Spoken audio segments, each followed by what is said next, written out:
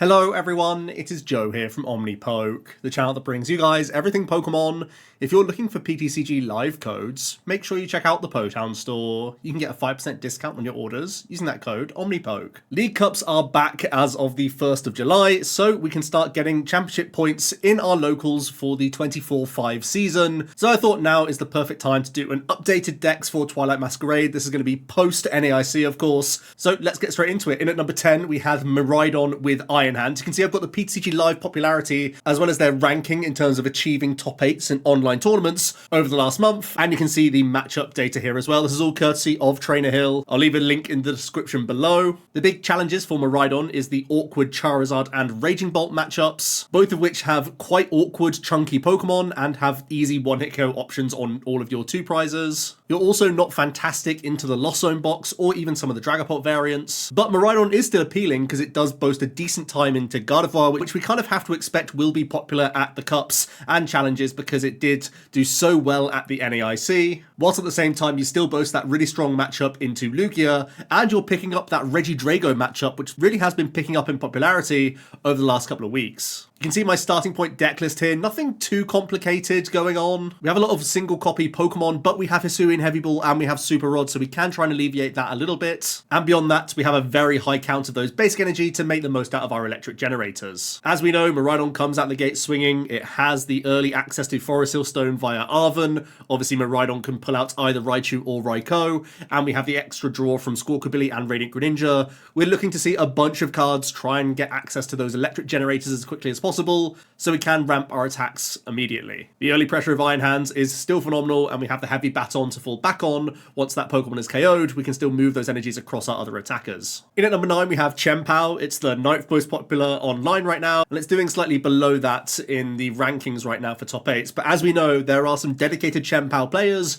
and the more time you put in with Chien-Pao, the more time you get out of it, because it really is a sequencing puzzle deck. So the matchup data in front of you may not look as appealing as the deck can actually perform given enough practice. It does still have some awkward matchups. I do think the Ancient Box and Block Snorlax are definitely unfavourables, and the Future Hands is not great either, but I do think we can push the percentages on some of the even and unfavourable matchups just by good play with the list. As we know, the Archetype relies on that Super Cold ability from Baxcalibur, so we're going to be constantly trying to cycle out energy with Shivery Chill, with concealed cards, obviously banking these energies for superior energy retrieval throughout the game, and we're going to be jumping between our Chien-Pao, our Greninja, our Iron Hands to attack with, ideally taking multi-prize knockouts every single turn of the game. The list in front of you is Nick Moffat's top 16 list from NAIC, and because the deck is so heavily focused to having great ratios, I don't see a reason to change a card in the list. In at number 8, we have Dragapult. It's also kind of that popular right now, and is succeeding in about a similar way right now in the online spaces. It feels like Dragapult is mostly converging towards either Charizard builds that has a thin package of Draga,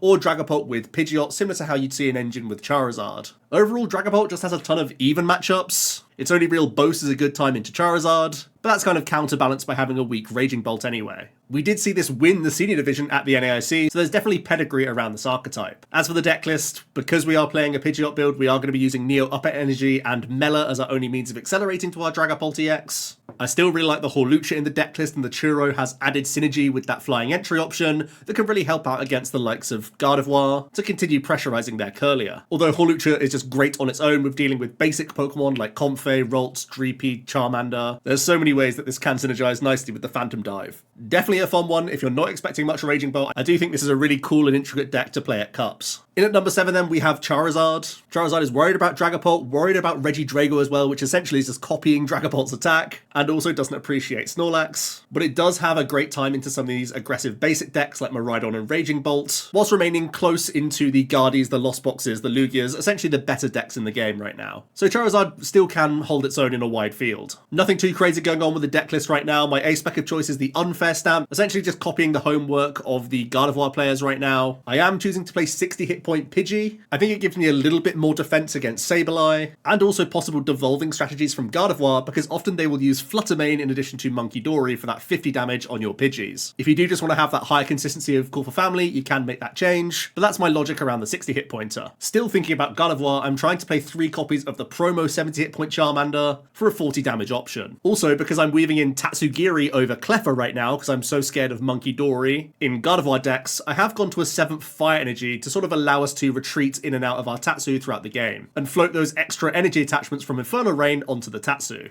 In at number 6, we have Regidrago. This one has really picked up in popularity since the NAIC. It did get a decent placement there, and it really is just a fun deck, so I would expect to see this a good amount at Cups, because it's shiny new and it has that fun aspect. Its matchup data is kind of strange. You're terrified of seeing the most aggressive decks, the Raging Bolts and the Miraidons, just because they can bully you off the board early, and you're also not that great into Lugia because they still have those mist energies to undo your Dragapult damage, which is the main thing you're looking to copy with Regidrago VSTAR. Unfortunately, your Gardevoir matchup isn't positive either, and that's kind of the thing putting me off from this archetype personally. However, you do still have a decent amount of boasts. You're good into Lost Zone Box, which did win the NAIC, and still good into Charizard, and you're solid into those Dragapult builds. As for the deck list, I've not got too kooky with it. I think the standout card is the 1 copy of Gardenia's Vigor. I have felt that 4 Energy Switch can feel light at times, especially against very aggressive archetypes like Chien-Pao that can instantly KO you. So having a little bit of extra bounce back to chain your V-Stars is what I've been looking for, and Gardenia's Vigor can provide that. It obviously synergizes really nicely with the Vessels, as well as the Energy Retrieval and Superior in the deck list. I'm currently not playing the Noivern EX plus Penny package. Obviously it becomes very punishing if you happen to start your Raging Bolt, then it becomes an unusable Pokemon. But ultimately I don't think Noivern gets there enough against these basic attacking decks, even with the Penny in the deck list, because we just don't have search for that one-off supporter. So instead, I'm accepting the bad matchups and trying to lean into the strengths of this archetype instead. In at number 5, we have Raging Bolt. This one is still very popular in the online spaces and is still getting a decent number of top 8s. Its matchup spread isn't super appealing. It's mostly got unfavourables against the other top archetypes, the Lost Box, the Gardy, the Lugia, and even Charizard. It seems to be benefiting from the uptick in Regidrago recently, and can still have a decent time into the Miraidons and Chien-Paos of the world, as well as feasting on the Dragapult Pidgeot builds. The good news for Raging Bolt is that it just has consistency on its side, so even your unfavourables aren't the worst thing in the world just because you simply play the game so often and continue to ask questions of the opponent every single turn of the game. Again, a pretty standard deck list here. We do have the Iron Bundle to maybe help out against some Fluttermane. We have that very high item count, including Trekking Shoes to help out with the Pokestop synergy. And we have the Prime Catcher plus double Pokemon Catcher in addition to our 1 copy of Boss and Palpad for the Gusting. And also the Bundle plus Rod that can also push Pokemon out the way as well. All in all, that intention is that you are just taking the most important threat off the board from as quickly as turn 1 and looking to weave in these Gusting cards to really continue that trend throughout the entire game. In at the surprise number 4 then, this is really underplayed right now for its data. It's 12th in popularity right now.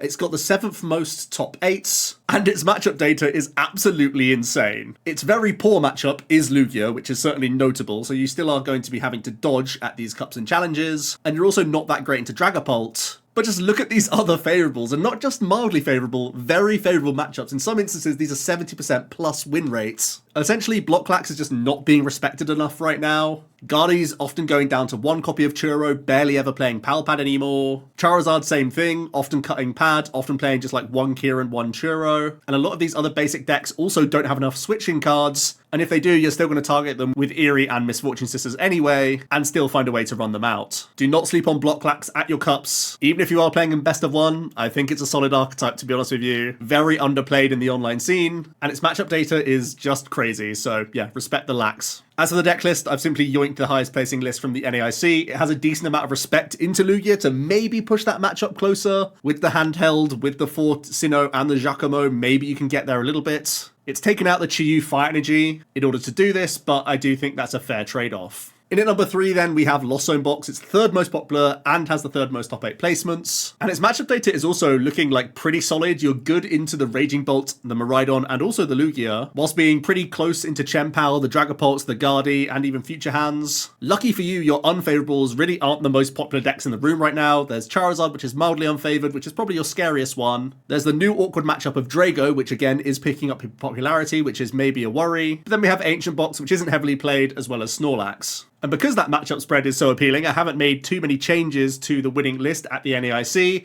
I've incorporated a copy of Manaphy, as well as a 2nd copy of Pokegear, just to help us out that little bit more against Klefki or Fluttermane lock. In order to make those spaces, I have cut a Vacuum and a Pokestop, so we are losing a little bit of that speed, but I think it's in order to respect some threats, including the Mirror Match right now, with the Manaphy inclusion, so I think overall it makes sense. In at number 2 then, we have Lugia VSTAR. This one didn't have an impressive NAIC, and you can see the popularity has dipped. Pre-NAIC, this was the 2nd or 1st most popular, and since it's dropped down to the 5th most popular, but has still retained a really good amount of top 8 placements. Its matchup data is still looking solid. It's always been weak into Miraidon, that much hasn't changed. It also isn't great into the Lost Zone box or Charizard, so those are a little bit awkward, but you're pretty even into a lot of the other top contenders. You love to see anyone picking up the Regidrago deck, and it's always nice to be covered against the Snorlax decks. The current list I've been playing has been the more heavy Iron Hands based build. I think this gives you the best chance into Gardevoir most notably, compared to a Chinchino build. I have cut the Thornton from Alex Szymanski's list in order to just play a more streamlined support account, and I flip-flopped the Iron Bundle for a Flutter main, because I do think this can even get into the mix as an attacking presence in some matchups, while shutting down that annoying Iron Thorns EX. And then to no one's surprise, the sort of best performer at the NAIC is the most popular deck right now and has the most number of top 8 placements. Its matchup data isn't too shabby either. It boasts a decent time into Bolt and Drago. It's a little bit weak into Charizard, Draga and Miraidon, as well as currently being weak to Snorlax, but we always know we can change our fortunes against that deck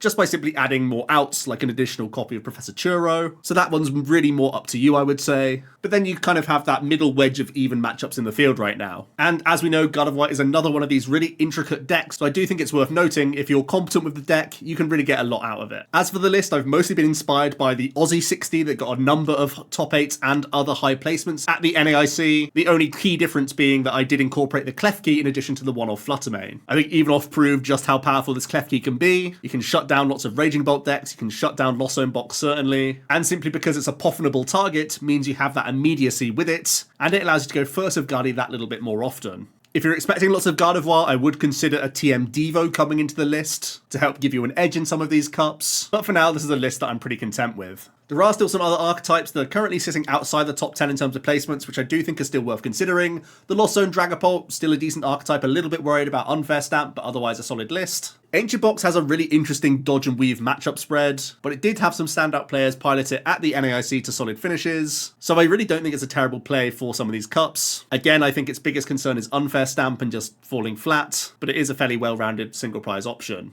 Dialga VSTAR still has those highlight reel moments, although its matchup spread is less appealing now. Future Hands' matchup spread also isn't that terrible. I do think at the moment Miraidon just has more selling points, but the meta could come around to where the future deck is more important again, especially with its own incorporation of Iron Thorns. I think that can get really interesting. Lost Zone Giratina, still a solid performer, still has so much going for it. Never going to be a horrible play. And if you want to make it rain with Goldengo, it's still just about a high enough tier deck to be worth considering. So that's it for my top 10 then. Good luck at your cups and challenges. Let me know what archetypes you're going to be piloting to start accumulating those points. I know a lot of you will be discouraged about the new top X for your rating zone to achieve that world's invite, but I'm still holding out hope for the seasonal rewards program. I'll be honest, it feels risky to put so much faith in TPCI right now, but I'm still remaining optimistic. Let me know your thoughts down below. Thanks so much for watching, and I'll see you tomorrow for another video. Cheers.